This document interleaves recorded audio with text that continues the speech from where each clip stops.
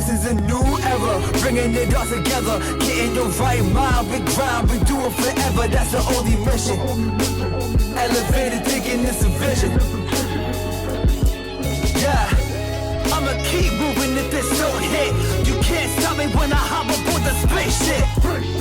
Sit and watch as I make shit. I am not a human, I'm a living constellation. About that time. It is that time, sir. It is. Wait, are you the same age as us? I'm 30. Oh, Close enough. I'm sorry I aged you 5 years. That's okay.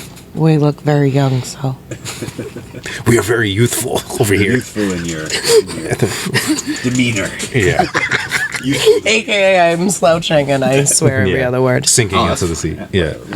I know. I need to get new seats. Like sinking. It's so comfortable though. Is it though? But then I For see real? myself and I'm like, ooh. Like you think you look like this and you're like... Yeah, right. Like I think that I am like... You're like, my posture. I'm like the first lady of the Right Mind podcast. And then I'm like, so what's up, Mike? How you doing? Yeah, those snacks. And then right. It's a great snack. Yeah, like, It's a good snack-ish, choice. huh? Snack away. Oh, snack it. Right. Oh my god. You're right though, that's how I feel. No, I feel you. Are we rolling? Oh, we've been rolling for like 5 minutes now. Oh my god, did you really get me eating? I think yeah, maybe. That's amazing. 100%. I'm pretty sure I'm gonna have to scroll back and look and see if it's in there. She's But back. welcome back. What a long month without Right. you, girl. I And know. I'm back and chewing better than ever. Acting like she never left. Nom, nom, nom. So good. That's yeah, that's spot on. Welcome back. Oh my god, this is so good. Told you. That was the classic moment. On that note, what's going on, I wish everybody? I wish you did too. I wish I had. I'm so sorry. You're good. Welcome to the Right Mind Wednesdays podcast. We make connections through conversations.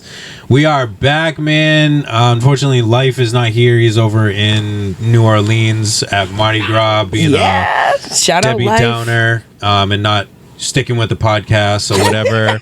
How dare he? How dare he have the Pod time life of his first, life? Have a bro. life. You don't I get know. time off. What do you think? We don't have HR. You don't get time off. No PTO over here? Nah, Definitely not, man. bro. We ain't funding into that yet. I don't know what these people thinking. But I want to say God bless everybody. Thank y'all for tuning in. Appreciate everybody. I'm here. You're a guest co-host now, J Faith. Hope everybody's doing well.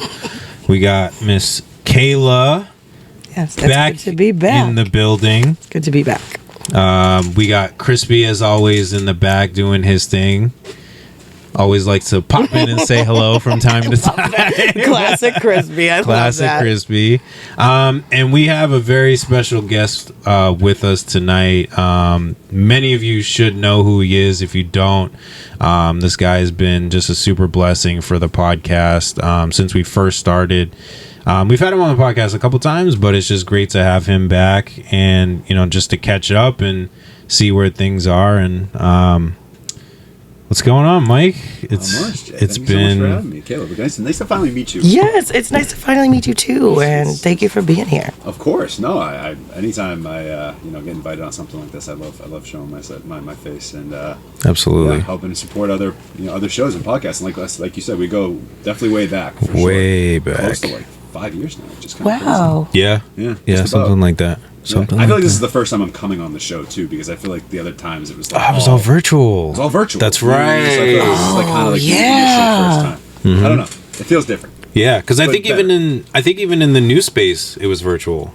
I'm pretty Yeah, sure it was virtual. Yeah.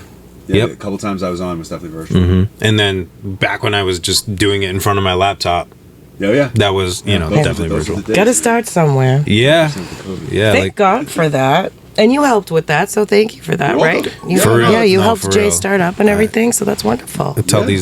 these guys know. I tell them all the time. I'm just like, listen, we come from very humble beginnings, but it is not by the sweat of one person. It's definitely been a beautiful community to get as far as we have, and it's just continuing to do what we do and have fun doing it and just enjoy the ride, man. 100%.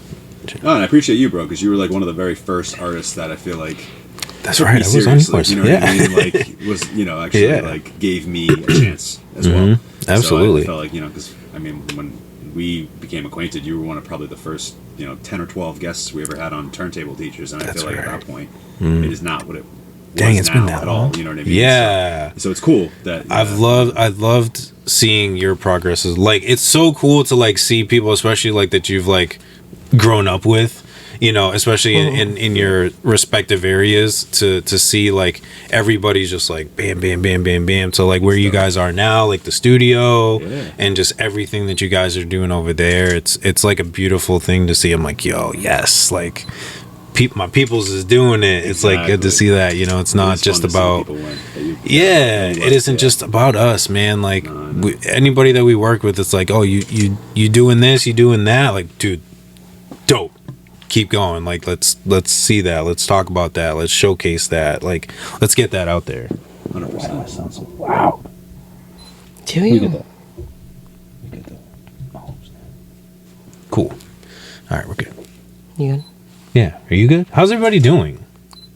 Yeah. Sorry. As it came out and I looked at it, I was like, eh. Okay, hold on. I'm great. How are you? Well, you're back. I'm back. So obviously I'm doing pretty good. Where'd you go? Where were you? Just living life, taking some time off. It's good. Just needed to like situate a couple of things. Everyone took a break from social media, just kind of needed to get back to basics with myself. I feel like, everyone needs to do that once in a while, and this was just my time, so.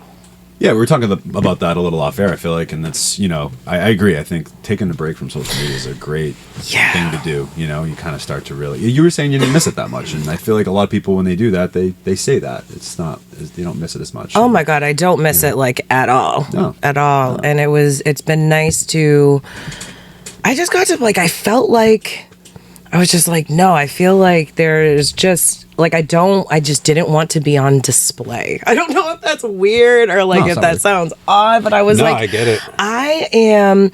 I'm tired of being perceived for a little bit. Like, I'm sick of people thinking that they have so much access to me or like they know me so deeply or know things about me that they just don't. And like, I was just getting a little weird about it. So I was like, all right, let me take some time off, refresh, kind of ground myself. And now I'm back.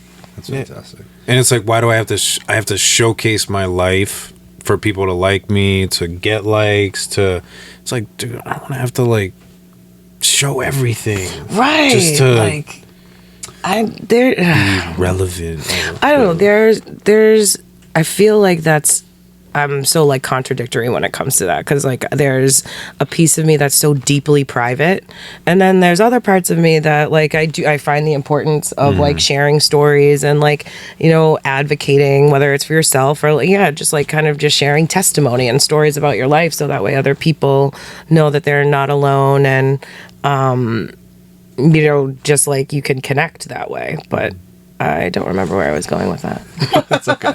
But like, yeah, I don't know. It's just like a weird balance to find between those two things, right? So, for sure. I also don't think, like, from an existential standpoint, that we were meant to have like thousands and thousands of people commenting and like, having a perception of us. You know what I mean? Like, agree with that. I don't think that's normal necessarily. Now, I want to play devil's advocate in the sense of that, like, yeah, like social media can be a great tool for a lot of different things, right? So there's good in it for sure. But yeah, no, I don't think from a societal standpoint, existential standpoint, whatever word phrase you want to use, I don't think I don't even know if mentally we're programmed to like be able to like keep that in a healthy way, to like, you know what I mean, get all of that criticism, all of that, or on the other side, to get all that praise. Where does that go? You know what I mean? Yeah, no, I agree with you. I've become less worried about numbers. I do find myself worried, like, from time to time, being like, oh, I thought that was a good piece of content. Why didn't that only got 1,000 views? Like, that should have got 10,000. But it's like, why does that even matter? It's like, what am I doing this for? Am I doing it for the numbers? And if I am, then I'm doing it for the wrong reasons. Right. It's I think what you and I initially, when we started all of our creative endeavors, I don't want to speak for you, Jay, but I feel like especially when it comes to the music and like me with the podcast, it's like I think it was more meant to just like build community and find like-minded people, right? Like that's why we get along. 100%, you know what I mean? Exactly. Like we found each other through social media. Like that's a cool thing. Yeah. The fact that we're sitting here right now because we found each other on the internet and Same. You know what I mean? That's very true. So in a breath, it's like it's cool and it's great. But I think it's just like anything else. You just got to keep it in its proper perspective. Yes, you're absolutely right. Like earlier when we were talking, and I was just like, I think once I reemerge, because we all eventually do. I feel right. Like, and I get it. Like it is a necessary evil. Like especially being on the podcast. Well, obviously, I'm probably gonna want to plug whatever's on the podcast and say that we have episodes. So yes, I know that I will be reemerging soon, but I'm gonna place such hard boundaries around that. Like you should. I definitely won't be like uselessly scrolling. I'll be so specific about my time on it, like post team stuff or like whatever, or right. But not. I can't.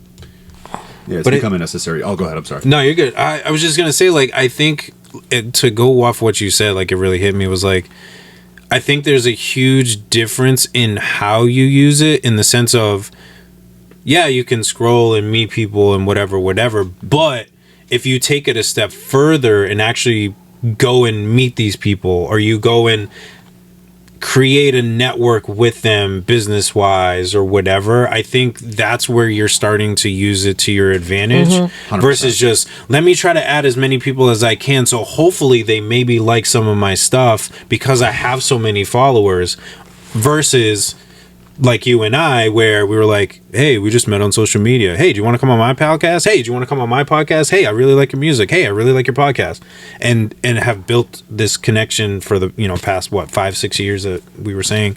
Yeah. So it's like, I think it determines on the value of it is very different when how you use it. Yeah, 100%. I think that's a learned thing too, because it's not like I agree with you, but I also like, just looking at myself and being honest about it, I don't think that I ever like intentionally went into social media with that exact mindset. I think now I feel that way. But I think when I initially got on, I'm like, yeah, I'm just going to follow a bunch of people. Yeah, hope they follow me back, get the likes, get the comments. Oh my And God. I was right. So I think you have to be real and honest with that. And that's fine. Like there's nothing wrong with that at the beginning, right? If you still feel that way 5, 6, 7, 8, however long years in, or whatever the number you want to equate to that or put on that, and maybe that's not like the healthiest thing. Yeah, You might want to reconsider why you're actually on social media to begin True. with. But, and you had said something earlier off air that I thought was interesting. Like, yeah, a lot of people don't want to portray the worst parts of their life. But on the other breath, I think in some ways that can even be better. Because I think at our worst times, it's like, I think when we can relate more to each other. I actually had That's what I I had a That's exactly. she's not really a friend of mine at this point, more of an acquaintance, college acquaintance. But it was just funny. I just saw something today where she's a former teacher. She taught for a long time, and she got a new job or whatever. And she shared this like really long. I saw her today. She shared this really long post about how she was in a really dark place when she resigned from her teaching job, had no job lined up, but just knew it wasn't for her anymore, and just knew she had to get out. And now she feels like she's in such a better place. So yeah, it's like a positive thing she's sharing, but she's sharing all those like dark parts too. And I think instead of just being like, hey, look at me, like my new job, like I'm so happy and blah blah blah, like how everyone else does, right? Right. Sharing this vulnerable piece to kind of be inspirational. Right. So I think from that standpoint, and she's not like an influencer or anything like that. She's just sharing to friends and family and all that, like So I think that's great. I don't think there's anything philosophically wrong with that. you know? Yeah. So I think that in a lot of ways can be helpful. I always appreciate when people are like human and show human moments and emotion. Right, like you said, it's so much easier to relate to that. And now that I'm like we're talking about this out loud, I realize how much of a hypocrite I am because all the most important people in my life that I have right now, I all met on Instagram. Like my team, I all met you on Instagram. My boyfriend definitely met on Instagram. No, but that's fun. Like, there's nothing like Jay said. It's not inherently wrong with that. It's just, again, it's like how are you going to use it? You know, like I said, I think early on when we had that mindset of like we're just gonna follow a bunch of people to try to get clout or just like get some type of reputation or all that. But it's like when you actually make those relationships, like not even just with you. I mean, so many people I've met in this in the music industry, especially, and throughout the podcasting, all the time I've been, you know, in this creative space. Not a majority, but I'd say a good chunk of people I met through on like Instagram or online, and so I don't think that without it, in a weird way, I don't think I would have gotten to the point that I'm at personally. So I can't. I agree with you. Like I do see the dark side of the social media. It's like this weird thing, right? On the other breath, it's like you can't. It'd be hypocritical of me to say, like, "Oh yeah, social media sucks." It's like, well, I'm on it every single day, so like I can't. And my business, a lot of my business that I do is on there, so I can't possibly sit here and say that it's all bad. So you make great content. Thank you so much.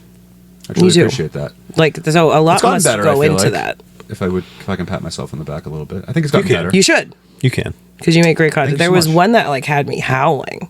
I think I like messaged you about you it. did. I was like, Well, that's oh how my God, that was like one of the best. It was for the show. The first show we threw. I thought that was like one of the best reels I had seen made. I was like, good for you. That was so well done. I was like dying laughing. Yeah, that was great. Thank you. No, I got to credit the team for that one especially. I mean, I think so Mac, who's a part of Mindflex, and the CEO and owner of Mindflex is Chase. He's the guy I've been throwing a lot of shows with lately. We have some really big stuff in the works this year that I'm super, super excited about. Cool.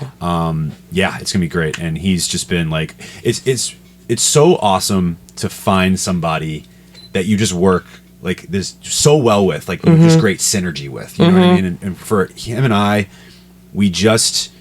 don't know if it's like we're on the same page all the time necessarily, but it's like we work really well off of each other. And with the ideas we have, they always feel very fleshed out, and they feel there's a lot of forethought that went into that. So we were at his home studio with one of the Mindflex members. They're like a hip hop crew out of the Quincy area.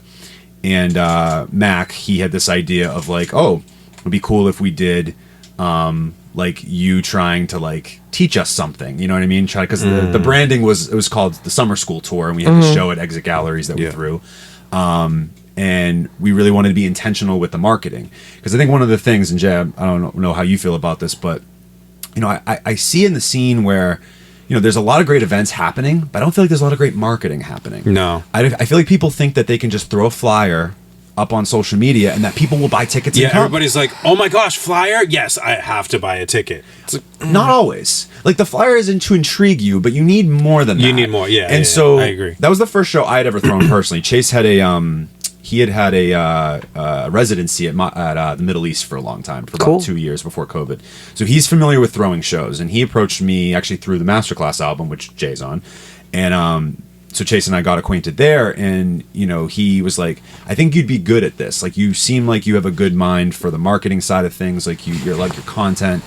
I feel like we could work well together. And I said, yeah, sure. Like, let's figure something out here. And you know, we stumbled upon this show, and we just like, how can we market this? You know, like what's like past just the flyer. Even, you know, we made personal flyers for each artist that were on the bill. But even past that, you know, what else can we do? And yeah, the idea of me sort of holding them after school or giving them like a artist 101 class on songwriting, and them just like shitting all over me essentially, which I don't mind that. Like I'll make fun of myself all day long. Like I'll be the punching bag of like, yeah, I'm not the artist. Like I don't know how to make music. Let's use that to our advantage.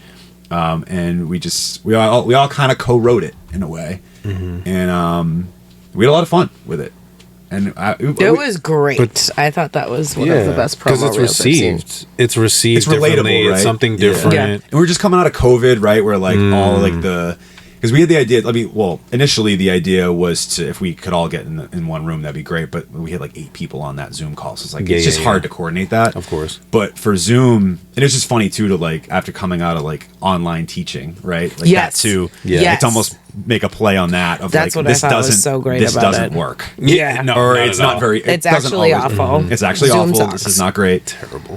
This was never a great solution, especially for like first graders. Like, I'll look right into the camera. Like, why were we putting elementary school teachers in the same Zooms with 7-year-olds? I don't understand why everyone thought that was gonna no work. one's paying attention. So anyway, I digress. But thank you very much. I appreciate that. I feel like now I'm getting better at thinking about being a little more intentional about the content. So, especially when we're marketing like something specific, like a show or an event or whatever we got going on. So, well, it makes people connect with it better. You know, 100%. it isn't like we said. It isn't just a flyer that you're like, come to my show. You know, because then you gotta like sit and read to see who's on it, and then by that time you're kind of like, scroll. Yeah. But if you're like, it's like a scene, like a movie scene, you're like, ooh, what's gonna happen?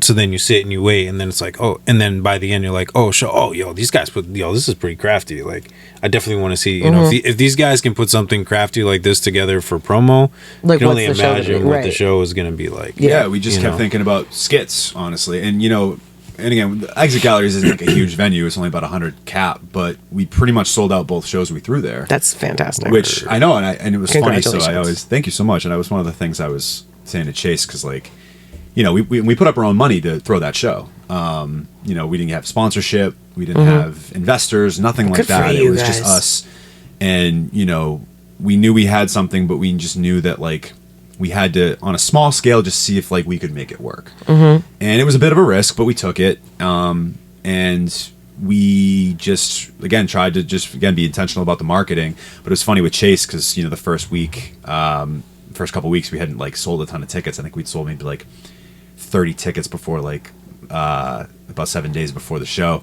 And I don't know how that goes typically, right? From that side of things, when I go to a show, I just buy a ticket and I show up. I don't think Once about all people the buy stuff that last goes into minute it. or at the door. That's it. It's not something I thought about. And so I'm saying to him, I'm like, dude, we're not making our money back. Like, there's no effing way. Like, Yeah. and it wasn't a ton of money, but it was enough to be like, I don't want to lose this. Yeah. I don't need to make money, but I don't want to be losing money. Yeah. And he's like, dude, trust me, we're gonna be fine.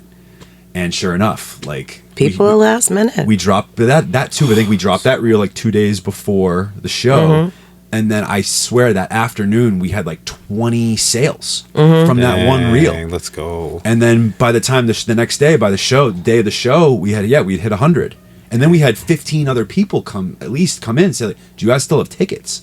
That's great. I was blown away, and it was like a hot summer day. Like it wasn't like you know what I mean. So it's just like it felt like okay, we figured out.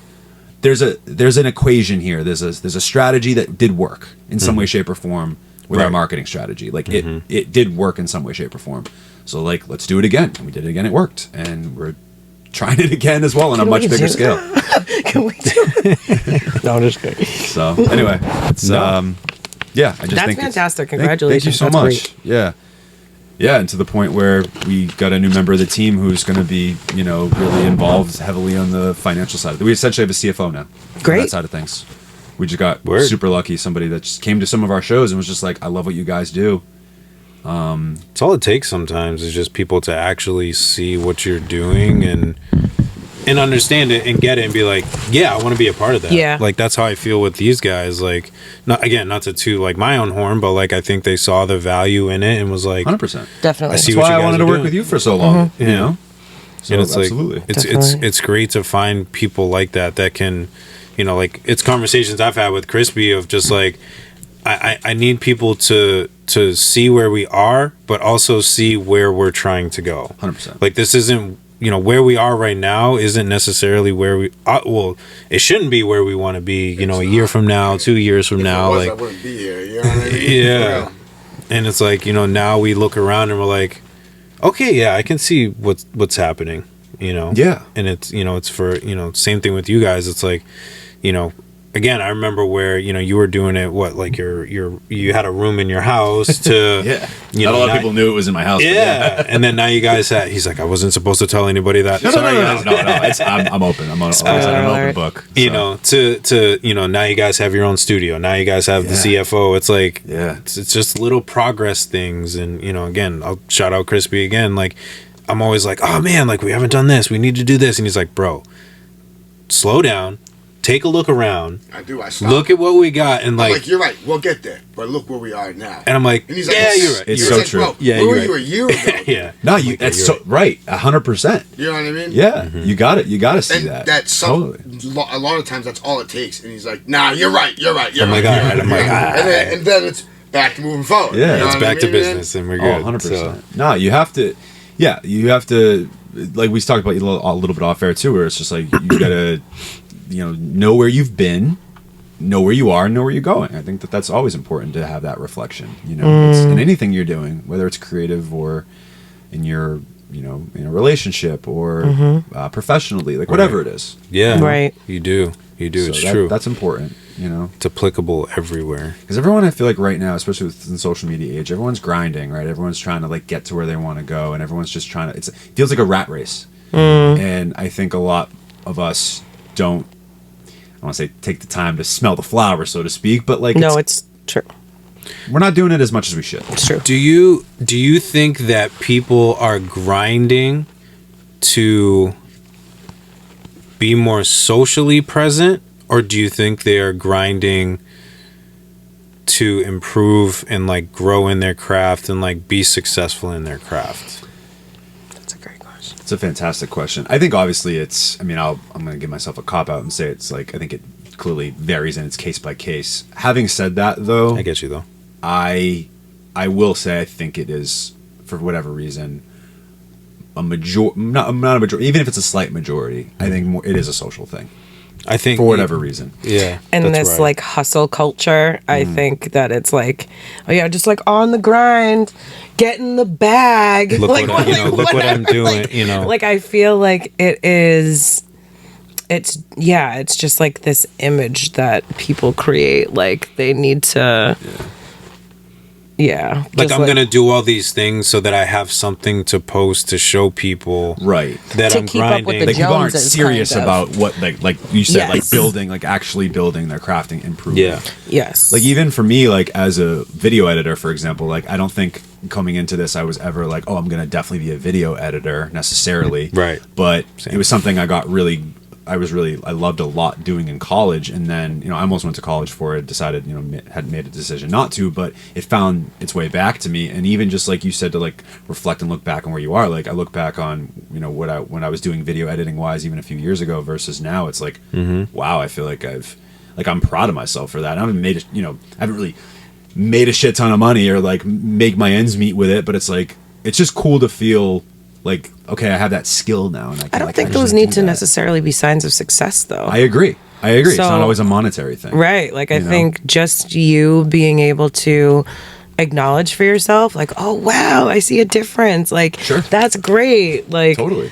look at past Mike and present Mike. Like, you know what I mean? Like, that's really Yeah, cool to be just able to personal acknowledge. growth. Yeah. Yeah, no, I agree. Yeah, I mean, like you said, with some of the content, yeah, it's like some of it I look back on and I'm like, oh wow, like yeah, this is I almost get cringy a little bit. Like this wasn't as good as I thought it was at the Right. time, and maybe in a few years I'll feel that way about my content right now. But that's a sign of growth, right? I was just going to say constant growth, and that's a good So- thing. Well, people got to understand there is a difference too between personal growth and public growth.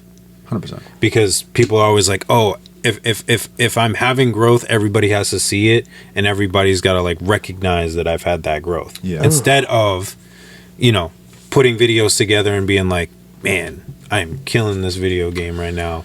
Yeah. Versus how I was before. Yeah, I mean, listen, I'm the victim of that too. I catch myself doing that sometimes Yeah. as well. Because I think too, on some breath, like we want to be proud of what we're doing, And I am proud of what I'm doing. I'm proud of what not only what I'm building, but we're building, what I'm building with my team and my Right. teams. We talked about different, revenue streams, even, or different just ways of, expressing yourself creatively. Like I've been constantly in that mindset, trying to think about that over Right. the last probably year or so, since we opened the studio. truthfully. Yeah. So Yeah, like everything like I'm saying is like, I'm like, oh, think about this. What people doing this, like I was that person. Like Oh, yeah. going like because I still people can told be me that person. people told me, oh, you need to go, like if you want to make it, like you need to go and you need to add every friend of a friend of a friend of a friend. And then, the more people you add, the more chances of more people that you'll get that'll follow you back. And I was like, Yeah.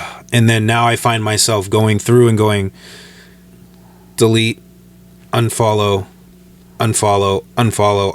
don't need you, unfollow. And I'm like 500 people. That's how I got shadow banned. Be careful. Well, that's what I mean. I was about to say the same thing. Yeah, like careful. Instagram will like. A shitload. Maybe it wasn't 500. It was a good couple. No, hundred. yeah, You know but what I that's mean? how I got. Remember, like it was around October. It was before Oh, the yeah, show 'cause you that were I like, was what the heck hosting for happened? Freddie, and I had to post like I remember promo that. stuff for that show, and I had gotten whatever it's called. Yeah, shadow And because- banned. That's They why. wouldn't let you post. Yeah, 'cause Yeah, you're it like, wouldn't oh, I let me can do see. anything in my story. It, like limited you probably, right? Yeah, like whatever I could post in my story, like I could repost something that you posted, or if you posted something or whatever. But like I couldn't go into my camera roll and post something that like I Wouldn't let have. you. Just Nope, wouldn't let you. nope. Because they Yeah, think I remember because they thought she was a bot probably, which is hilarious because there's so many freaking bots on these social Right, medias. and there Yeah, I'm just like, stupid. and it's like, what are you doing to traffic the actual bots that are, Mm-hmm. you know, that's a whole other conversation. But yeah, I Right, hear you. right, yeah, right, yeah, it was right. wild. Yeah. Yeah. All right, so I'll wait a little bit before I delete more people then. Do Yeah, not. yeah, Yeah, give it a little space. grace Yeah, period. give it some time because Oh, you wait. will. Let it breathe. Sorry, Yeah. I didn't mean to jump on you. I was like, oh, No, no. well, no, because I know that's an important part of your business is being able to post, and it really hinders you, and then you can't. It's a pain in the ass. So No, I was just scrolling through like, yo, I haven't seen anything from this person in a while. Delete. Yeah. I haven't seen anything from this person in a while. Delete. You know what I mean? I don't know who the fuck this is. Delete. I'm honestly not really gonna pay attention to a lot on social media. Like I'll post team things. Like if you guys have anything going on, you know, I'm obviously more than happy to post that, or like anything that has to do with the podcast. That's cool. But like probably stuff about my personal life, probably not. Like And that's fine. like I'm, you know what I Create mean? that I'll boundary. probably just err on the side of more so like whatever creative endeavors I got going on, and like, yeah. But just have those boundaries. You know, it doesn't have to be everything. Right. Like I think because I was thinking like if I wasn't a creative, I wouldn't have an Instagram. There'd Yeah. be no reason for me to have an Instagram. For what? Yeah, I feel like that was when I started paying attention more to it a lot more, was when I started doing creative things. For sure. Well, right, because I mean it's just like we said, it's just a necessary evil if you want to get your art out there and you want people to see it. And I mean the point of being creative is connection, right? Totally. I know, So- right? Yeah, we want to so build it's like- connections with Right. the So people that are either in our community or that maybe think, you know, the same way we might, right, or have a like-minded similar people, interest. finding Yeah. your tribe, all Whatever of that. it is. Yeah.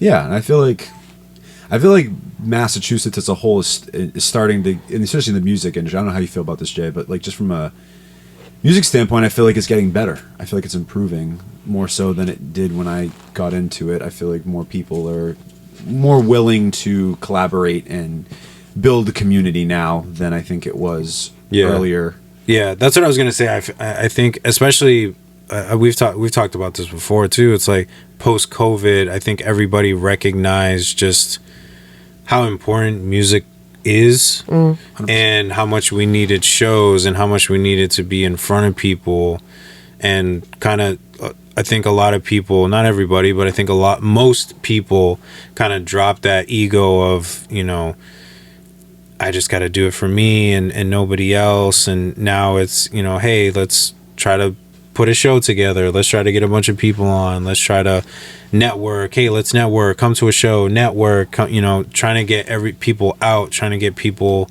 together and connecting. And you know, there's not so much of that gatekeeping that there used to be of, you know, oh, you're not a part of my team, so I'm not going to help you. Right. You know, because I definitely dealt with a lot of people like that, where it's just like that's they wouldn't awful. talk to you at all if you weren't part of their team, or if you weren't at a certain success level. They were just like, nah, bro, Yeah. don't care.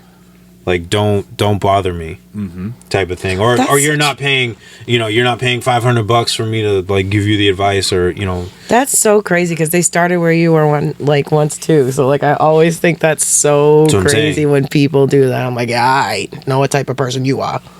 So weird. But nowadays you have, you know, people like you where it's like, hey man, you know, you have your podcast already established and streaming, and I'm like, hey man, like just starting, hey, what's up? You know, can you get, you know, how can you help me get, you know, can you help me get on streaming? They're like, yeah, why not? Why would You I know. say no to you? Yeah. That's just silly. It's like you said, the teaching thing, it's like, it just, Because if we build a good rapport, you'll probably share my stuff. So it's like, why? Yeah. You know what I mean? Like, why, Yeah, like, why? it should make sense. Like, you're making Right, you're inroads. smart. I don't know. It's like, I don't know. To me, maybe it feels like common sense, but maybe it is. people don't. Common sense isn't so common. It's not. It's maybe not as common as you think. Yeah. No, I was working a show a couple nights ago.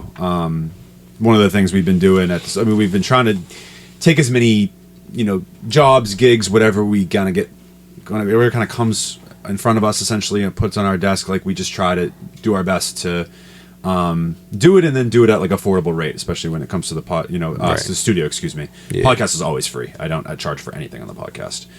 If you want to come on my show, it's the strength of like either we have a good relationship or I like your music, or I think I don't have to love your music, but I value who you are and what you bring to the table. Mm-hmm. I've had people try to be like, oh, how much to like be on the playlist or how much to like be on your show. It's like, I don't take payment. Yeah, I've never. That's just gonna like ruin the integrity of the show. If like it's pay to play, like no, that's archaic. We're not doing that anymore. I never would do that. But anyway, we got hired out to cover a show, and I don't know some of these artists super super well, but one of the artists like approached me and was just like, hey, like I just want to like thank you, like I know you're being technically paid to be here because we're paying you to do the work, but it's like you really do a lot for people out here, and I just want you to like understand and know that. And like that meant a lot to me. That means way more than like whatever money they're going to pay us, because I feel like that's like that you recognize that is probably the reason why you even hired us out in the first place. That you feel like we do good business, like we have integrity, like we're not out to gatekeep, we're not out to ruin people's reputation or get into any sort of like BS with drama, or we're not gonna screw anybody over. Like that's just not our mentality and not the way we do things, because your reputation is everything, Right. And so not that it's fake, like not that I'm not doing it, like I like to think I'm genuine and that I'm doing things genuinely, but for someone that I don't know as well to just recognize that and be like, hey, like I really appreciate that you do things for people, you go above and beyond, or like you're at least gonna like sit down and have a conversation with somebody, and you're gonna make time, like I guess I don't know, maybe I just see that as like a necessity based on, granted, like the platform I've created. I feel like no, I need to be present, I need to be I'm not gonna like move my schedule around for every person under the sun, but like if you genuinely approach me like, hey, I really need help with this, I'm like, you know what, yes, I will totally. It might not be today or tomorrow, but I promise you, like I will find time to jump on the phone with you for 45 minutes and make sure that you get just that situated. So whatever it is, and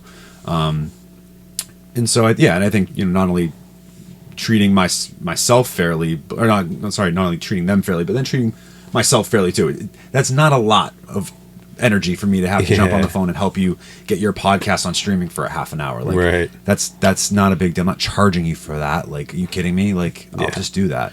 Now, if you want me to go like film your show and do an edit, like that's a big difference. That's a totally different thing. I need to respect myself and my time. Right, exactly. But I'm not going to be like, oh well, it's $100 to like your whatever, name the price to like for me to have a 30-minute phone call to set up your podcast. Like, no, like I'll just set up your podcast, dude. It's not the end of the world. Like, and like you said, you build that connection of somebody that not that you do it for that, but like somebody that can share your stuff or just be as supportive for you.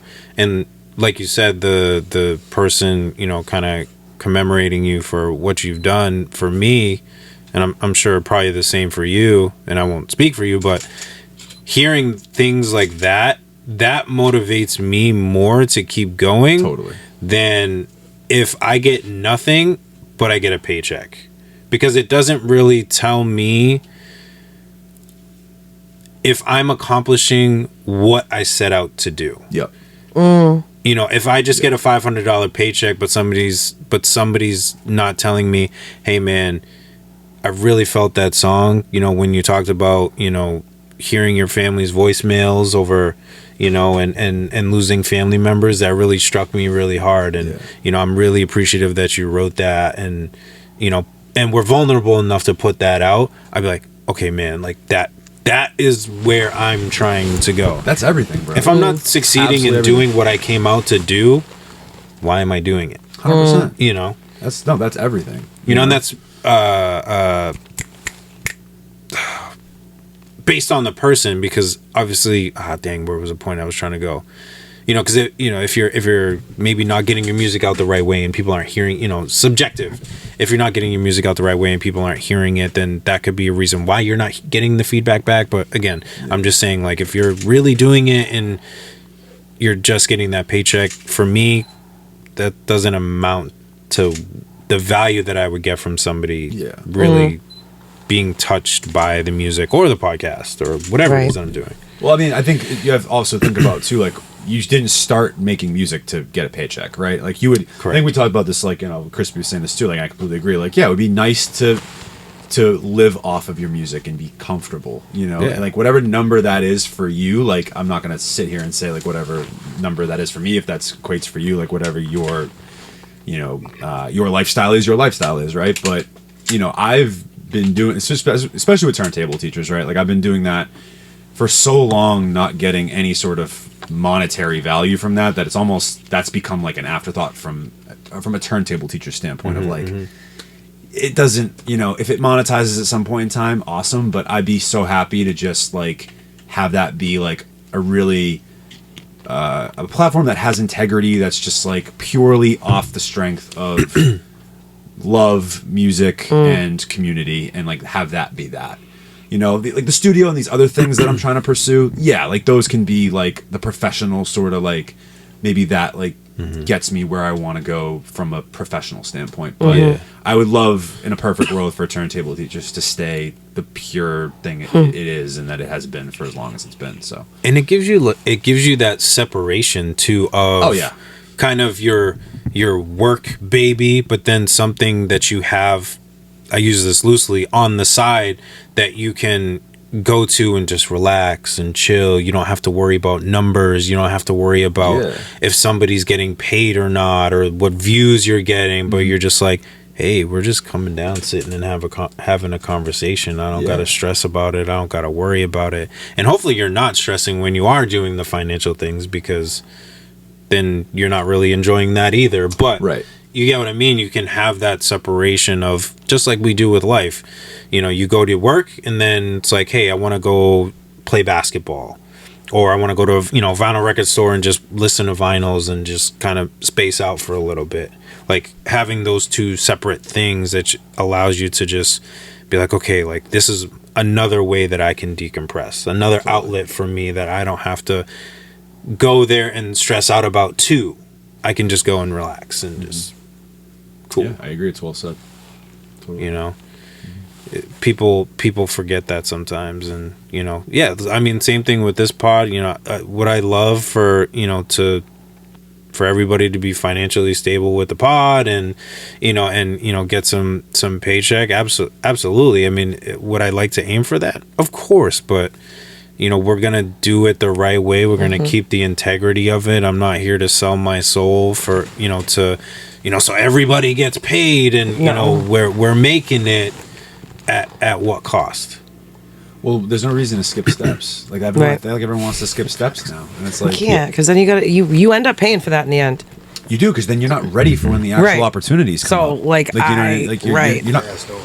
Yeah, you're not going to be ready. You're just not. You know. But if you've been grinding for, again, I don't want to put a time frame on it, but like if you're grinding for, you know, 5, 6, 7, 10 years, and then, you know, you get that opportunity, maybe you'll be ready for it at that point. You know, it's like, versus like, oh, I've been doing this for a year, but I skipped, you know, 3-4 steps to get here because I'm just chasing that bag. Which again, people need to make people need to make a living. You gotta get it, right? Like, I get what it is. Friggin' shit's that bag. Well, dude, it's expensive to live out here. I understand, but it's like, a fact. It sucks. It's okay. There's a reality. It is very expensive to live, but I have a feeling that most of the people that say that they're chasing a bag, they're not getting a bag. Well, Most of the people that are in this household culture. Well, think about it. If you're still chasing it, you haven't had it. Yeah, oh, that's true. Or if you have to be saying that consistently and talk about it, it's like someone that says like, "Oh, I'm so happy," like, and they try to convince you that like, "I'm so happy." I got a bag, bro. I got a bag. I got a bag. Got it. I got a bag. What's in that bag? Yeah, it's a bag. Okay. I chased the after it. bag. I got it. This is my You're bag. right. You got it. I don't know. You shouldn't have to convince people of that, though. Right. It's like, right. like if someone tries to convince you, like, "Oh, like I'm so happy," it's like, No, you're not. No, you're not. If you have to tell me that you're happy, Right. you're not. I have, that usually, right. Like if somebody is telling you what If I they ask are. you, like, hey, Kayla, like, how are you feeling? Are you happy? Like, that's different than you being like, oh my hey, God, I'm like, I'm so happy. I'd be like, what? I know. Yeah. What are you talking Not about? even real. Or just add to it, like, oh, I'm so happy this happened, Yeah. or this made me happy today. But I was having a conversation with one of my teens today too, because he's doing Youth of the Year, and they have to pick words that represent who they are. So he was going through this giant list. He's like, I don't freaking know, man. I need to like just visualize it. And like humble came up, and he's like, humble is not one of those words that you apply to yourself. That's a word that you need to, like, other people need to tell you that you are. Oh, he's smart. Thank It's the truth. Like if you say, "Hey, I'm you're- humble," like it's kind of contradictory. That, So, like, oh my God. Yo, That's- like Exactly. I love it's like how an humble I am. It's an oxymoron, and it's Yeah, so hilarious. Exactly. I literally watched someone stand there and talk about how humble they were, and I was like, "You pompous asshole!" Like this conversation Yeah. is so that's funny. Yeah, that's showing zero humility whatsoever. Right, It's showing none of it. The best comedy writes itself. It really does. Yeah, I was like, no, that actually makes a lot of sense. I was like, I you can't. shouldn't too much call sense, honestly. yourself humble. I was like, oh man, this guy's really humble. You gotta. It's one of those things that people have to tell you. You can't. Shout out to that teen. What a You smart can't young person. He's going places, self-diagnose yourself as humble, or You can't. oh, you're So you can't make a nickname for yourself. Hey, it's 2014. I can do whatever the fuck I want. You have to be okay with it, all right? That's no, no, I don't. true. Yeah, yeah. Reality check. No, I don't. Reality check. You can do whatever you want. I don't have to be okay with Right, it. yeah, exactly. I'm like, honey, I'm a Virgo. I'll probably never be okay with most of the shit that people do. So it's fine. To each their own. And I'll let them Yeah, know. no, And it's sure. annoying. Yeah. People want to do whatever. Do you, boo boo? Who said it? Do you? Don't do me. Who said that? It was a comedian. I can't remember. It's do you? Just don't do me. I don't know. All right. I'm sorry, I'm failing Story you. for another time. Right. I guess. Story for another I'm drawing a time. blank on that too. I need. Well, how about that? I need more than like just 3 words, bro. That's like the punchline of it. That's It's like, yo, why. have you seen that movie? But Like, if with that you've actor seen in it- that scene, you're like, Yeah, the Yeah. guy with the face, and they Yeah. say the words. And they were in the He car. died. Cool. How? He died. It's like, well, that's the plot of 72,000 movies. seriously. All right, guys. Whatever. You know what? Love you, You know Jay. We're just kidding. Back to Joey. business. Back to business. What else has been going on with you, man? Anything new that you guys got coming up? Oh, you're good. Yeah, man, a lot actually, which is exciting. you can share. Yeah. No, I definitely can share a couple of these things. So we have a big show coming up that we're putting together at Diaspora in Cambridge. Okay. It's going to be April 13th. Nice. We have about a dozen artists on the bill. I don't want to spoil. I don't know when this is coming out, this podcast, but all I'll say is that definitely be on the lookout for that, and that'll be kind of the first show that we throw this year. That kind of kickstart a lot of shows that we're gonna start. That's throwing. great. So Word. April 13th, you April said? 13th, Saturday. Saturday. It's 420 friendly as well, which is pretty fun. It's the largest consumption venue in like the country, I think. I'm there. Or maybe not wow. the country, but I think it's the state of Massachusetts. I lied. I don't think it's the country. Fake news. It's definitely. I think it's This just in, Mike Scarfo with fake news. You did that really well, by the way. Thank you. Yeah. Maybe I don't know. Fox 25. Voiceover work is in some my voiceover future. work is in your future. Yeah. Some news center. So yeah. From that standpoint, it's pretty exciting. Yeah, for sure. To feel like we can do some bigger shows now because we've Yeah. I don't want to say proven ourselves, but that that we have a model that's worked and that that other his name's Jay, big shout out to him. He saw something in Chase and myself to want to be a part of our team, and really I think he brings an added layer that we don't have, obviously, and he's an older gentleman. He's like in his 50s. Oh, snap. Okay. And he is just like the coolest guy ever.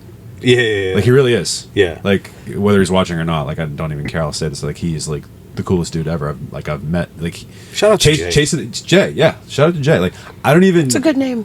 It is. I also like don't know where he came from. He just kind of like he came out of nowhere. He just like started coming to our shows, and he's just like just showed up, invited themselves, and then never left. Oh, well, not even so that. Weird. Right. That's also a model that works. It is. Show up and don't leave. I guess. Yeah. Yes. No, he was very persistent. He was like, I really want to start getting into like throwing shows and stuff like that, and he just is like here for the culture. Like he just loves arts and music, and I just appreciate him and like the fact that we're able to now give like some different these bigger opportunities to different artists that we're working with or that we like, you know, definitely are in our circle or whatever the case. Like we just have a lot we want to do, and this is I think going to be the big start of it, you know. So I'm super pumped for it. You know, definitely be on the lookout for that, details and all that sort of stuff. And then from the studio side of things, yeah, we're trying to do a couple of different things as well there. You know, we definitely want to start doing some events at the studio for sure. Yeah, get ourselves more in the community of Beverly. Same. We're in the Cummings Center in Beverly. Yep. We've been there for a little over a year now. And yeah, it's just been really great to build with Zafir and Cam. Big shout out to them. They're my business partners on that side of things. Yep. Oh, he's really talented. Yeah, they're both fantastic people as well. Not even just, I mean, just of course, talented. They're just beautiful. Saying. They're beautiful human beings. Beautiful human beings. For sure. And we've had a good relationship for a long time, the three of us. And this, you know, partnership felt like it made sense, and the stars kind of aligned for us to get space. Jay, you've been there. It's beautiful space. Yeah, it is. It's like we really lucked out there. We really want to start throwing, not even doing events there, but also like classes. Like we really want to try to give back to the community. We want to do like intro to podcasting classes and intro to music production. If you ever need people, I'd love that's what I mean. Like we want to get other people involved in ourselves, because that's the big thing, right? It's like, yeah, like I think I'm good enough at podcasting and videography and stuff like that where I could give back and teach it. Zafir and Cam are definitely great artists and they're great engineers, but for us to sit here and say like we are the sole experts, like no, like we want to bring more people involved. Like Jay, you would definitely be somebody on our list that we would love to get involved. Like we have a list of people. Would love to. Yeah, we definitely want to get people involved. Like, even just like artist development courses. Yeah. We also want to do it for not only for young kids, right? Like schools in the area, but also for adults, right? We want to do like some social media content, you know, courses as well for, you know, people that have maybe a small business, but they don't really know how to market their business and stuff like that. So I think it's more or less of trying to really give back to the community as much as we possibly can and be more involved in the community. And we feel like that's like the angle we want to take, not just being like a music and podcasting recording studio, but like how can we level it up more than that? And separate ourselves a little bit more. So those are the conversations. That's great. Having. And then the album Masterclass. Yes. That'll be out this year 100%. I'm so excited. I will. There is no way that is not coming out this year. That's exciting. It is. Amazing it is. It's been a crazy process. Yeah, I can imagine. With that album, 20 songs, 20 producers. Wow. All the people 42 on artists. Yeah. It's Jay is one of those artists. Hey. It's been a He's on project. track with Jay Plus and Amir Max. Yes. Oh, shout out Jay Called Plus. Going On. Shit's an absolute banger. Yep. Half right as this podcast is being recorded, half the songs are mixed. We still have to mix the other half, and then we have like one more song we have to actually get laid down and recorded. But that's how close we are. Yeah. It's like right there. It's right there. Yeah. And actually, myself, Zafir, and Cam are like locking in on Saturday and just like getting like 5 or 6 more mixes done. Nice. So by this time next week, we should be like 75% of the way there. Wow. It's been 3 years since we got into, or I should say, I got into like getting this. But I should say, I should say we, because without Zafir, without Cam, without Chase, without all of you guys, really, like the 20 producers and the 42 artists, like this never would have come to fruition. Like I would just be a man with an idea at that point. You know That's what I mean? really cool. Yeah. Yeah, it was a cool process. It was definitely a different process than what I've seen. You know, you typically see. It was just like, hey, here's beats, but we're not going to tell you who produced them, and write a verse. And it was so interesting how people got the similar mindsets on songs. Bro. That 100%. Because again, you're just listening to a beat and then going, okay, this is what I feel on this beat. And to have people who mirror what they're saying to each other, not having ever collaborated on that specific beat Was at that one the time. premise? So yeah, so if anyone that doesn't know, I'll explain it a little bit. You're absolutely right, Jay. So essentially what we did was during the pandemic, we were trying to diversify some like our content, figure out how can we be more, and I say we, I had my friend Sam, who you've met before. Yes. Yeah, shout out to Sam. He's one of my closest friends. He's like, he'll be like in my wedding type shit. Like he was my, one of my college roommates, just one of the best people I know.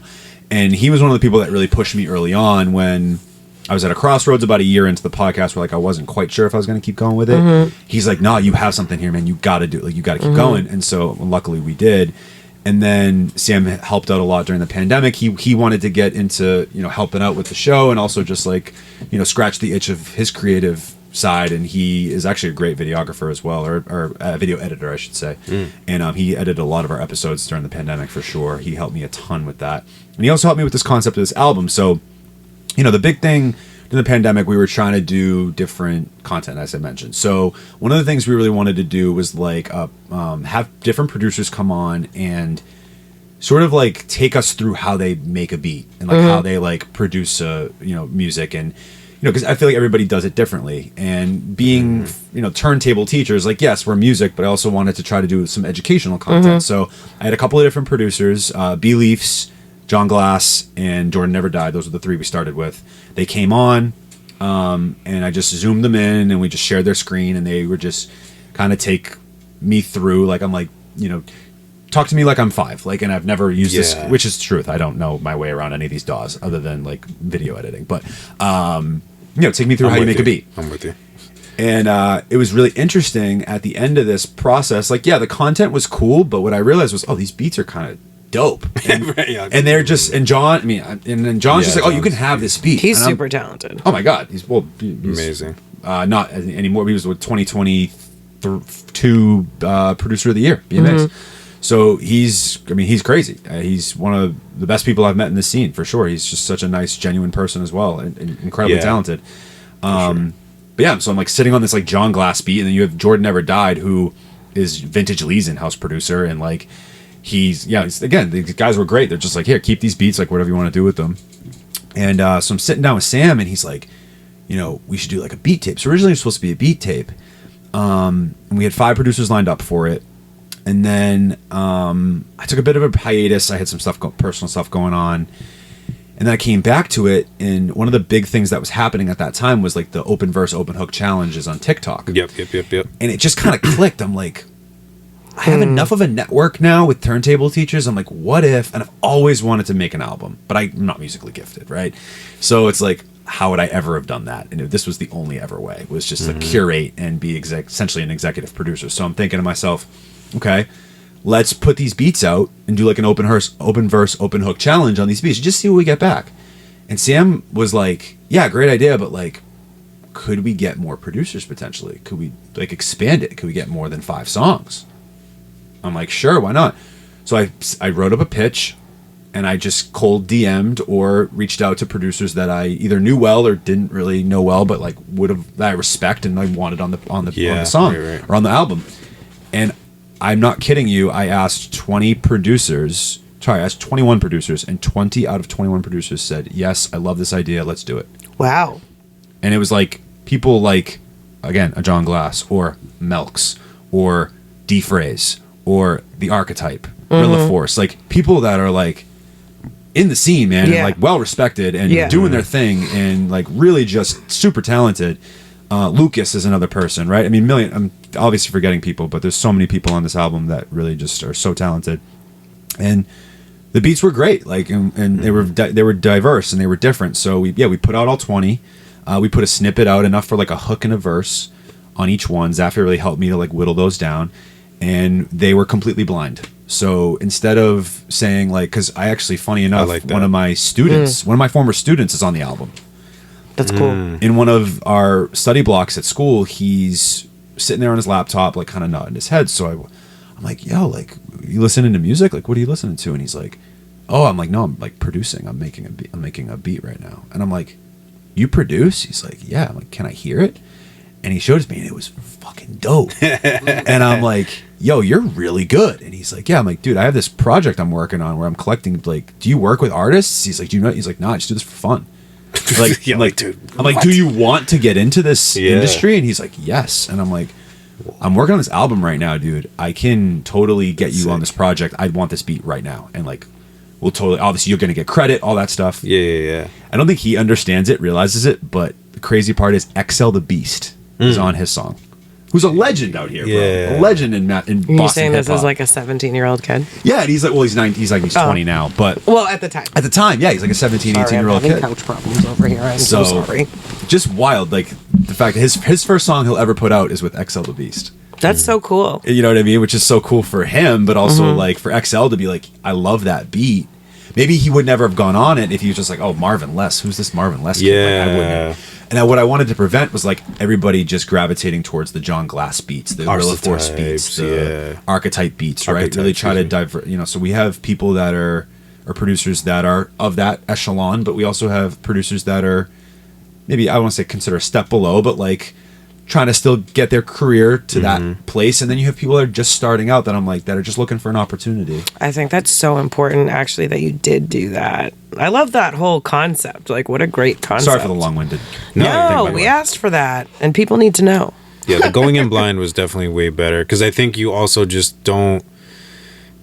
For me, going into that, it wasn't like I don't want to say pressure, but like I think your way of thinking changes when it comes to certain like producers. 100%. If you're like, if you get an Archetype beat, it's like, oh man, I gotta, I gotta crush this, and it's gotta be a certain way, and it's this, and you're just like, I don't know who it is, so I can just do whatever I want and just see what happens. And I like, we could, pick more than one beat and see what feels right to us. You could just do a hook. You could do a hook and a verse. You could do just a verse. So like, it was good to be able to have that freedom to be able to pick. Cause some people, are really good at just writing hooks, and, they can kill the hook game. And some people can only do verses. Some people can do both.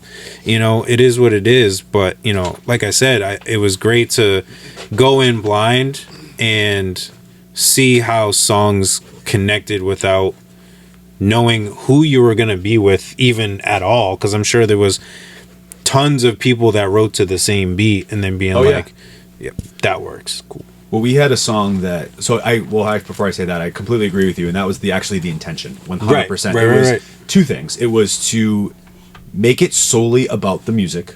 So don't worry about the name, don't worry about who's attached to the beat. Just listen to these 20 beats, and if there's any of these beats that you connect with, and if you have the bandwidth for it, write and record something. And I told people, I'm like, don't feel like you have to go to a studio.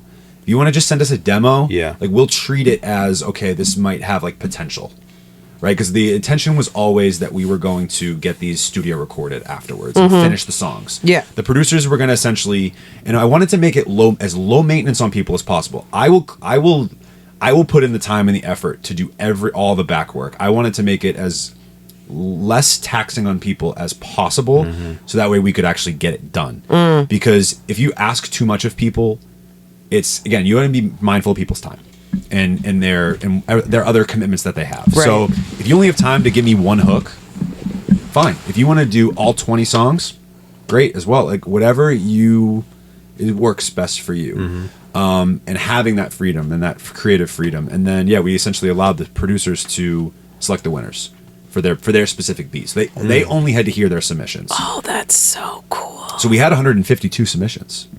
I heard all 152 submissions because I was like a nerd with it. I'm like, every time I got a new submission, I was so excited. My girlfriend would contest this. I was like, "Oh my god, we got 3 new submissions today! Like, I gotta go listen to them." Cool. It was so fun. It was like the most fun I've ever had doing anything, truthfully.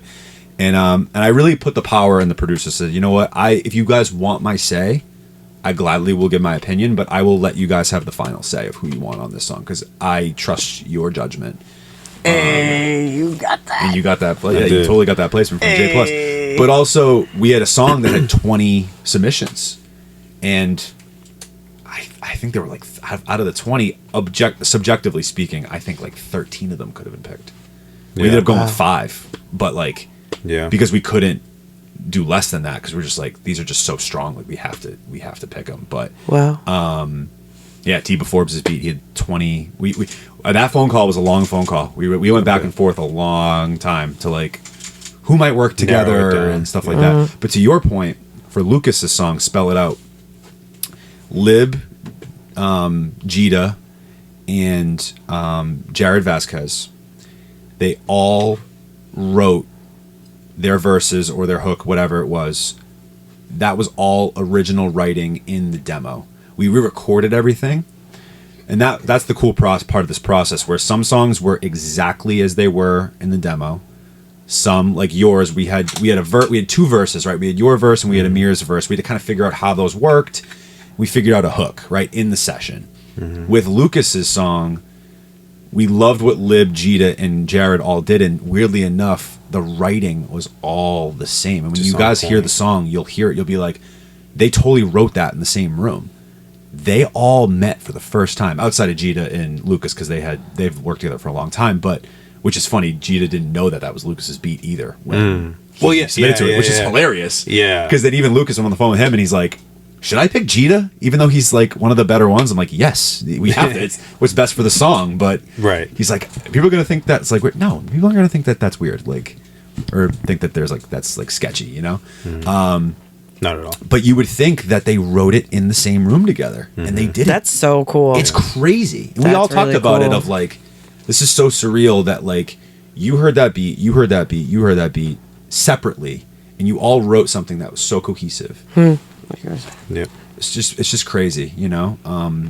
The process was so fun. Like it's a lot of work. I would love to do it again. I got to get this one done first to even think about doing it again. But the process of getting these songs recorded and getting them done, it's like one of the most fun things and like most fulfilling things I've ever done in my life. Yeah. And the fact that over 60 people are involved with it, and that we're going to be able to hopefully all reap the benefits, even if it's just for people to get their names out there a little bit more. Absolutely. You open the door for a lot of people, and having the no filter demo to be able to pass in without having to go to a studio to get it mixed or whatever, I think you open the door more too, because you know some people may get deterred if you're like, hey, we need a studio quality sounding. Right, well, then it's like barrier for people. So now 100%. I gotta go. Now I gotta go pay. Just using this as an example, I gotta go pay $80 for a 2-hour session for the possibility of getting on a project. Right. This may not be something I want to invest my money in. Exactly. Whereas it's like, no, we're here to give people opportunities with their first beats or their first verses. I'm like, record it on your phone. I don't even care. Like, you figure it out. Music people, when you're a music person, it doesn't matter if it's like the first draft of a song or the last. You can hear where it's going. You can 100%. Hear if someone like has it, like if it's like it doesn't need to be studio quality, like for you to be like, oh no, that person's for this. No, you know what 100%. I mean? So I like that you did that and you made it like really accessible for people. Like that was the key. That's what's important, is like accessibility, because yeah, it's great if you have opportunities, but if there's a bunch of barriers within that opportunity, then who is it reaching? Is it reaching, right? Yeah, because that was the big thing. Like, I wanted this to be a collection of Massachusetts talent, not so much of like just the heavy hitters or the people that I like, right? Like, I met, like I said, like I didn't really know Chase super well before Masterclass, and now like he's one of my closest friends. Julian Mendoza and Lib met for the first time in our session for their song Last Minute, and now they're like friggin' best friends. Julian met his now girlfriend through this process. That's really cool. Like it's wild. It's him and Krithi. Like it's just crazy. And the last thing that I'll say about it too, that kind of blows my mind with it as well, is I always had the intention of getting these songs done at the end. It was always my intention, but I didn't have the studio at the time. So I was always wondering, it was always in the back of my mind, how the hell am I going to get this done? Because this is going to be expensive, and I do not have the money to fund this. Right. But I know I'm going to have studio. Yeah. But my thought process was, you know what? I believe in this so much, I'm just going to worry about it later. And then we got the studio, and then it was just like, God knows what you need. Anybody that wants to come through, free studio time. Just come to record, and like we'll get the song done, and you don't have to pay a dime. And we'll get it mixed and mastered on our time, because we have the people that can do it and want to do it. And then obviously thank you so much to Zafir and Cam for sure, and Chase as well, because he did a lot of the mixing as well. So wow, That's an incredible project you got. But you open the door to what you could get. I say it all the time. If you don't give people the opportunity, like, you could miss out on some great stuff. Just like with your student, if you hadn't said, "Hey, what you got going on there, buddy?" and was like, and heard the beat, and because you could have been like, "Yeah, that's a pretty cool beat, but you're not." You're not John Glass. Like, in your head, you're not like, well, you're not John Glass. Like, keep going, build yourself a name. Then but he I doesn't might need add to be, you. yeah, but he doesn't need to be John Glass. John Glass is John Glass. No, exactly. But like, Marvin should be Marvin. Yeah, exactly. And a lot of people don't think like that, though. Yeah, I know, So- but it's the truth. Because some people would see that. Teach your brain. Yeah. Because some people would see that and be like, oh, they're not up to that John Glass level. They must not be that good. There must be something that is stopping them. It's like, no, the beats are fire. They just haven't gotten the opportunity to do that. Open the door a little bit and see what they deliver. Exactly. And it's clear that, yeah, like you said, like someone like XL the Beast, who is like, yeah, this is a great song. Or this is a That's great, so cool. This is a great beat. I want to be a part of this song. Like, how cool is that? Right. He had quite a bit of, I think he had like a dozen submissions on his. So out of the 152, I don't know that math, but outside of 20 songs, But still, that's 12 decent. people. like he got to 12 want- people that were just like, I want this to be is on dope. this too. Yeah, I want that's to be on cool. this song. So anyway, I'm excited. I'm hoping to have it out by the summertime. Awesome. Can't wait. And do some shows around that as well. So Yeah. Jay, we will totally get you. I was like, is there going to be a listening party? There actually will be a listening party. Okay, great. And I will totally Word. invite all of you. Okay. You'll all be Well, I excited just for that. invited myself. You're Mike, so. in. So totally. Well, I want to do like a listening party with everybody that was involved with the project. Make it a networking opportunity. Yeah, That's of the other course. thing about this too, like you said, like networking and getting people in rooms that maybe would have never been in rooms before Ah, together. that's That was wonderful. always That's what I'm fun. saying. It's bigger than what people think when you do it that way. Yeah, and it wasn't something that dawned on me initially when I like was doing it. I was just like selfishly just like, I want to make an album. How do I do this? But also then I realized like, oh, this is like its own. Yeah. It's taking on a life of its own. That's great. But I'm so grateful, like beyond grateful. Like I can't even express it in words. And it's funny, like I was even having a conversation with John. I'm like, I swear, like I don't even need royalties. Like I don't need anything. I just want this to happen. And John's like, look at me going, no, you need to take something. Like you're insane. Like you have to. I'm like, all right, I will. But it's been more about trying to create some type of infrastructure. That's the humbleness in you. See, Oh, yes. You don't have You're to. humble. No, I think it's Yeah, I got you. It's like you said, it's just important to give people opportunities and build that and yeah, I mean, I feel like hopefully everybody will benefit from it in some way, shape, or form. For if sure. they haven't already. Yeah. So that's the hope and that's the goal. That's great. Yeah. So yeah, Just making great music and like you said, just bringing people together, and that's at that point it's up to the people that show up. You Right. know, yeah, to 100%. build on those connections, or do you just follow them on Instagram and never say hi to them ever again and lose the connection? You Right. know? So I have a question for you. Actually, I'm curious, not to Ooh. like completely go on a different tangent. So, Right Mind, I know Right Mind initially was many things, but the big thing was a lot of like on the mental health side of things. Yes. Was like a really important piece of it. Very. So I'm curious, and Kayla, I would love to hear your perspective on this too. Of like how has where you guys are at now with the platform, because I feel like you guys have really grown it. I love that you've expanded the team. Like I think that you guys have a good mix of individuals in here that bring something unique and different to the table. But for all of you, like how do you I guess feel you are all able to like balance your own roles, but also like how do you still try to bring in like the mental health side of things? Like, or are you still actively like trying to bring that into the fold within the show? Within the show, I mean, I don't know if you want to start or you need me to. I think it's an important conversation. Like, Yeah. just enjoy. I I know mean- that's something you're passionate about too. So Yeah, I mean, it's still definitely one of the main focuses. I know that we do bring in a lot more artists that do come on, and, people may think that it's, a music podcast. But my vision has always been to try to diversify that, try to get, different people. I mean, I've asked people that, own a nail salon, that own nail salons to, I've had writers on, screen printers, things of that nature, people that are dove into just different atmospheres of what they're doing.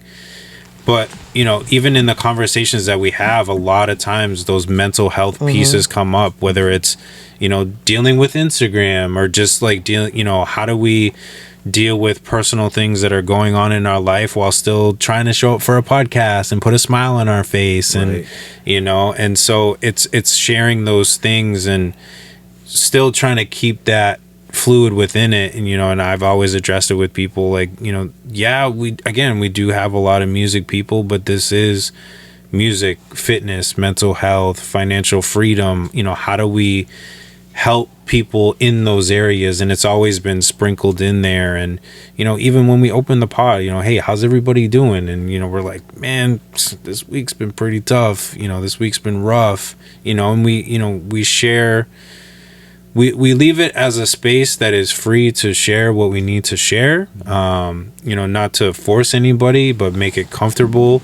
And I think a lot of people that have come on, again, not to toot our own horn, but they've come on and been like, you know, I feel really comfortable in doing, you know, in sharing some things. Like we had a guest on I think it was like episode 87, you know, he's like, you know, I wasn't sure what to expect coming in, but then, you know, once I sat down and, you know, I could feel myself like sinking in the sea. And, you know, we shared a lot of things that, you know, usually is between us, you know, as, you know, we had a couple people and, you know, it's between us, you know, so it's a blessing that people do feel comfortable to be able to share. I would definitely love to, again, without putting people in uncomfortable positions, would definitely love to dive a little bit deeper into things.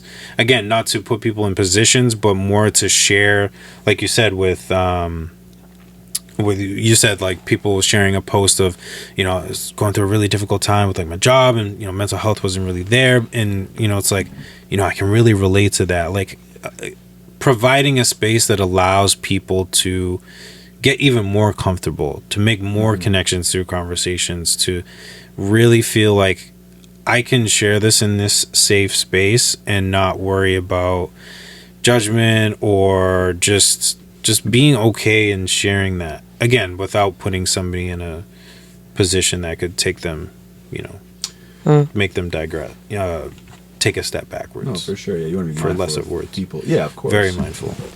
But I think too, like, yeah, I think it's important to, because again, I think, you know, some podcasts, like, again, you know, I if it comes up, I focus on it in my podcast. I think yours, lends itself a little bit more to it, but I agree with, like, something you said, I think is kind of interesting. Like, when you hear most podcasts, it's like everyone, you know, comes on with a smile and tries to put on their best face and stuff like that. But maybe, like, somebody that's trying to listen to a podcast might not want to hear, maybe they do want to hear that, but maybe they don't. Maybe they'd like to hear, hey, you know, it'd be nice if, like, maybe they talked about what actually was, maybe not get into the detail of airing out your dirty laundry, but, like, what's actually going on in your life and how you may be feeling that day. Because you don't want to treat it like Instagram. We don't want it to be like Instagram where we come in every day and share our highlight reels of... Seriously. Of what's happening. It's like, dude, no, we're real people too, and we go through stuff. We may not, like, spell every single thing, but we're like, man, this week was pretty tough, or I'm here.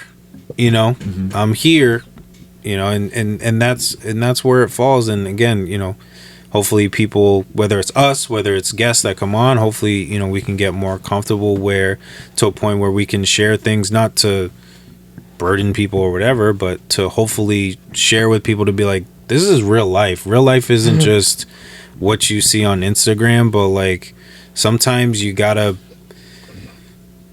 be uncomfortable and come and do something that you enjoy because you know that it could help somebody else. Exactly. Even though you may not feel the greatest. I needed to hear that. You know, but at the same time, there are points where you need to be like, I really need to take a step back, because like I've always said with people, you can't help other people if you're not good. Right. Because if you have a broken leg, how can you go and run to save somebody else? Yeah. You can't. It's impossible. Well, I mean, you could try, but you'll probably you could shatter it more. But you know what I mean? So it's like, the point is we got to make sure that we're taking care of ourselves, and, you know, hopefully we can help people that may not know how to take care of themselves take care of themselves. Yeah. And also, when we have guests, help me take care of myself. Yeah, I pick up things from people all the time. So at Same, the end of the day, I'm like, I don't know if anybody's watching, but I just took in so much information from this person. So I'm healed from what I needed to heal from, or I learned something that I needed to learn. And I'm like, that's a really pretty good perspective. Yeah. Okay, cool. I can go home, or I can go upstairs and I can take that with me. Crispy's always like, "Oh, have a safe drive home."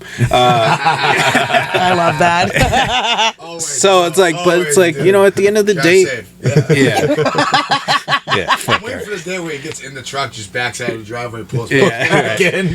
Crispy, I made a guy. I text him when I get in.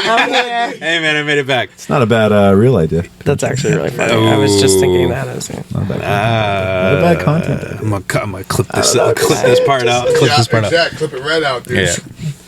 I feel like this episode is making me realize how much of a hypocrite I am. This is the hypocrite episode. No, it's because I do find a beauty and value in being authentic and like showing up in authenticity and talking about like if you're not having a great day, then like that's fine, because guess what? There's probably 50 million other people that are out there that are having a great day. But I will be the first person to not show up and be on camera if I'm not having a good day, because I know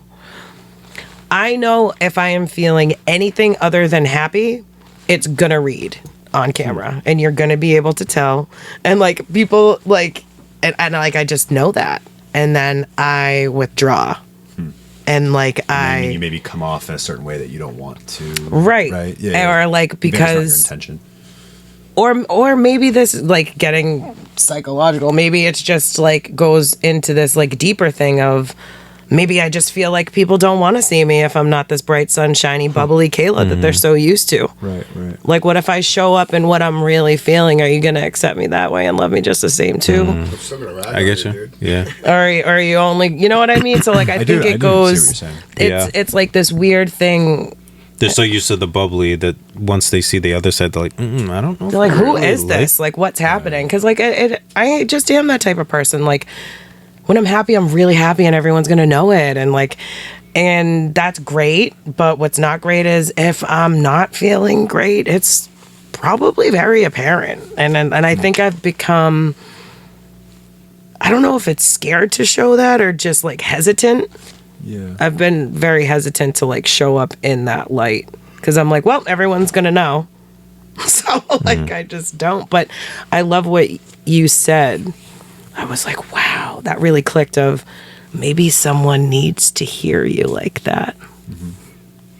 Well, I appreciate you sharing all that very much. For sure. That's like really, thank you. And it's funny, like, I guess I wasn't planning on saying this, but I guess I will because, to be honest, like, I was so tired today, like straight up. Mm-hmm. But there's a couple of reasons why I still showed up. One, because I love you, bro. And I wanted to meet you, of course. Likewise. Both of you. And the fact that I knew that I was, even though I'm exhausted and, there's a lot of things going on in my life that, these are the types of conversations I want to have. And that I feel like once I get back in my car, I knew like I'll feel fulfilled in some way, shape, or form from that. Yeah. And also to just, I'm not saying today wasn't like a bad day or anything like that. It's just been a long week. It's been a long couple Some weeks. days you're just tired. Just tired. Yeah, there's a lot going on. And to be honest, didn't feel like coming on here and talking, but it's just one of those things where like, I don't say fought through that, but like wanted to show up, even if I don't feel like I'm on my best 110% today. Mm-hmm. And I think maybe giving myself a little bit more grace, not knowing that I'm never, no one's ever going to be 100%, You're so right. You know what I mean? And even like with some of my podcasts that I do on my show, it's like, when I book these sometimes weeks or months in advance, potentially depending upon when people want to come on or also like timing wise and all that. So I don't know how I'm going to be feeling on March 23rd at 6 p.m. Right. That's right. It stinks to have to feel like, I got to host my show and like, I got to be that person. But I don't, maybe I'm not always as vulnerable in my own show as I'd like to be. So it just dawned on me with like, I know that was kind of the sort of the essence of the platform when you initially started it. And feeling that way today, not feeling like I'm in such a bad place, I don't want to show up. Yeah. But it's like, yeah, I could have easily been, I could have bailed on you guys and been like, I'm not really feeling well today. But that kind of screws you guys over. So it's like, I hope I gave something that's worth it, and that was. Oh, this has been a great episode. Thank you very much. I've appreciated this. You guys having me. This is Jay. I've always loved your vision for all of this. Thank you. It's always felt genuine. It's always felt authentic. It's always felt like it's greater than yourself. And I know because you work with kids, maybe that's why. But I think that all in all, it's just important to. Yeah, I guess you don't have to always be vulnerable, but it's just good to be real and just not fake what we're going through. Like, you're so great. It's like you with the tape. It's bigger than me, and it isn't about me. Yeah. It's about connecting people. It's about trying to help people, support people.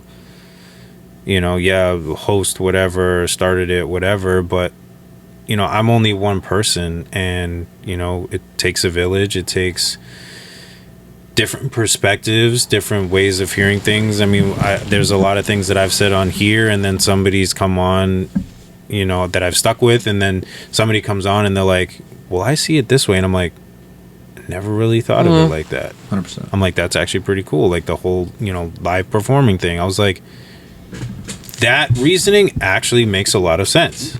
I get that now, so it's like, again, at the end of the day, sometimes it's just a growth moment for me, and I'll take that and I'll run with it, but I hope and I pray that, monetary aside, 100%, that there are those people that, can one day look at this podcast and just be like, I really took something from that. I'm glad that person opened up, vulnerable, said that one thing, or came on and just said they weren't really feeling too good, but they're here, or or they had a really great week, and it really motivated me to want to just get back on that horse and keep going, because it's possible. I just have to change my perspective and way of thinking.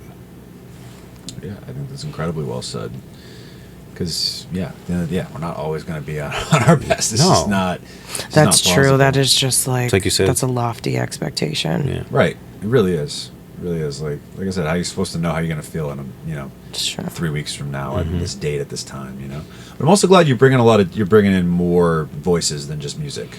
Yeah. It's something I've thought about with my own show too. It's like I love it, but like, how could I maybe diversify that just a little bit, right? Because I think for you, even working with kids, and my guess is just like bringing in if the kids you work with are ever to like listen to this show, or anybody that's of that age, it maybe would be nice for them to hear some different professions and different standpoints. And like I have college, I have they were in high school when I met them through the Youth of the Year program, but I have like college kids that are going to be coming on to share their experiences. These are beautiful, just intelligent, like well-driven people, and I'm like, people need to hear you guys' story. I've heard it, but I've only heard it in, I don't want to say a smaller platform, but to give you another, a different context and a different platform for people to be able to hear it. And you've also grown up a little bit. You're not in high school anymore. You're, now you've advanced to college, which is a whole different kind of avenue as far as just life and what you're doing. And you also have a military background with your family. So like, that's something to share and really show with people and what you're doing, what you've been through. And oh my God, your students must think we're so old. So it's, but, I've taken down the self-booking because, I mean, again, most of us are artists or related to music or whatever. And not that I want to deter people, artists from coming on. We all have amazing stories and perspectives, but I really want to, you need to be able to have control, Jay. This is your podcast. Kind of lock it in a little bit, again, to kind of diversify it and just be like, okay, like, we've had 8 artists, in the past 2 months. Let's try to get, you need to have some variety sort of control over. Because then it keeps it interesting too, and it isn't just, it's another artist. It's another artist. It's another artist.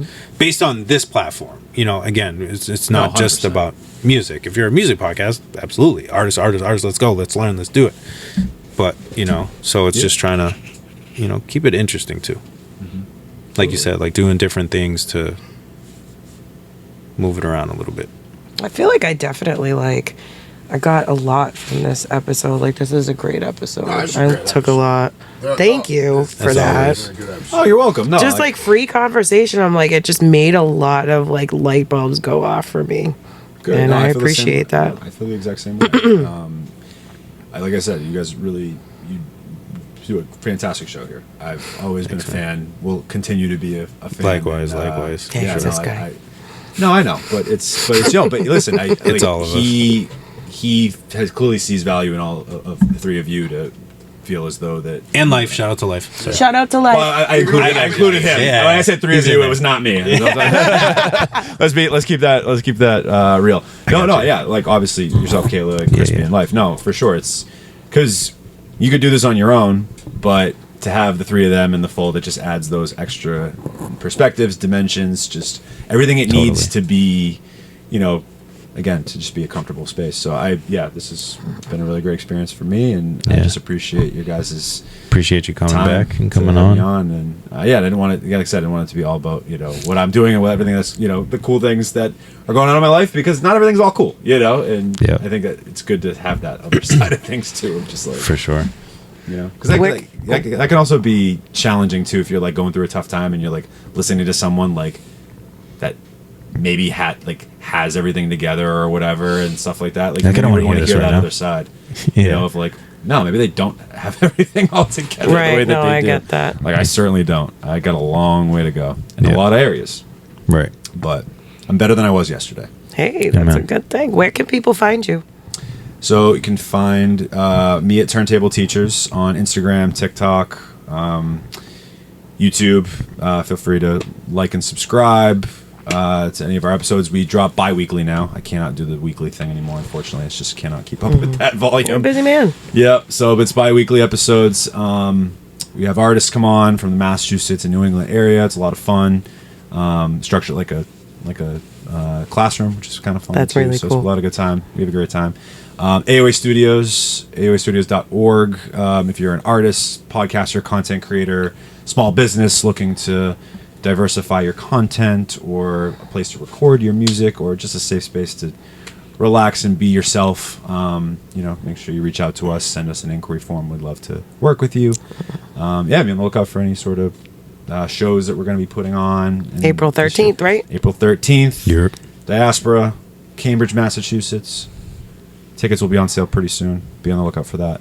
And Masterclass, first single, should be dropping before the summer. Hey, can't wait. And the album will be out this summer. Be on the lookout for that as well. We'll be Can't wait pushing for that. the Sweet, listening man. party. Sweet, man. You guys are in there. For sure.